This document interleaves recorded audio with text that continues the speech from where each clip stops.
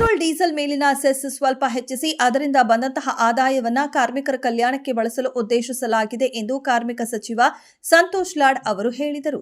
ಅಸಂಘಟಿತ ಕಾರ್ಮಿಕರು ಸಾಮಾಜಿಕ ಮತ್ತು ಆರ್ಥಿಕ ಭದ್ರತೆಯಿಂದ ವಂಚಿತರಾಗಿದ್ದಾರೆ. ಅವರಿಗೆ ಸಂಘಟಿತ ಕಾರ್ಮಿಕ ವರ್ಗಕ್ಕೆ ಸಮಾನವಾದ ಸೌಲಭ್ಯಗಳು ಸಿಗುತ್ತಿಲ್ಲ. ಅವರಿಗೆ ಸಾಮಾಜಿಕ ಭದ್ರತೆ ಒದಗಿಸಲು ಸರ್ಕಾರ ಬದ್ಧವಾಗಿದೆ ಎಂದು ಹೇಳಿದರು. ಜುಲೈ ಅಂತ್ಯದ ವೇಳೆಗೆ ರಾಜ್ಯದ ಹೆಚ್ಚಿನ ಭಾಗಗಳಲ್ಲಿ ಬಲವಾದ ಗಾಳಿ ಮತ್ತು ಮಧ್ಯಮ ಮಳೆಯಾಗುವ ಮುನ್ಸೂಚನೆಯನ್ನ ಭಾರತ ಹವಾಮಾನ ಇಲಾಖೆ ನೀಡಿದೆ. ರಾಜ್ಯದ ಹಲವೆಡೆ ಬಿರುಗಾಳಿ ಸಹಿತ ಭಾರೀ ಮಳೆಯಾಗಲಿದ್ದು ಗಂಟೆಗೆ 50 ರಿಂದ 60 ಕಿಲೋಮೀಟರ್ ವೇಗದಲ್ಲಿ ಗಾಳಿ ಬೀಸುವ ಸಾಧ್ಯತೆ ಇದೆ. ಈ ಹಿನ್ನೆಲೆಯಲ್ಲಿ ಕಾರವಾರ, ಮಂಗಳೂರು, ಪಣಂಬೂರು, ಹೊನ್ನಾವರ, ಭಟ್ಕಳ, ಗಂಗೊಳ್ಳಿ, ಮಲ್ಪೆ ಬಂದರು ಮತ್ತು ಮೀನುಗಾರರಿಗೆ ಹವಾಮಾನ ಇಲಾಖೆ ಎಚ್ಚರಿಕೆ ನೀಡಿದೆ.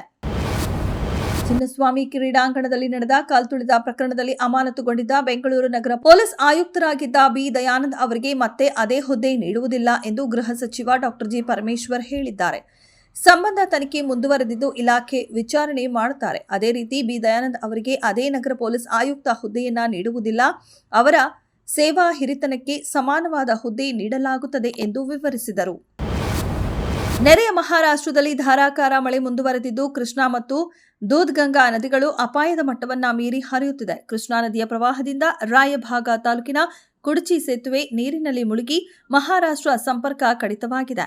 ಸದ್ಯ ಕುಡಚಿ ಉಗಾರ ಸಂಪರ್ಕ ಕಲ್ಪಿಸುವ ಸೇತುವೆಯ ಮೇಲೆ 1 ಅಡಿ ನೀರು ಹರಿಯುತ್ತಿದ್ದು ಸಂಪರ್ಕ ಸಂಪೂರ್ಣವಾಗಿ ಬಂದ್ ಆಗಿದೆ.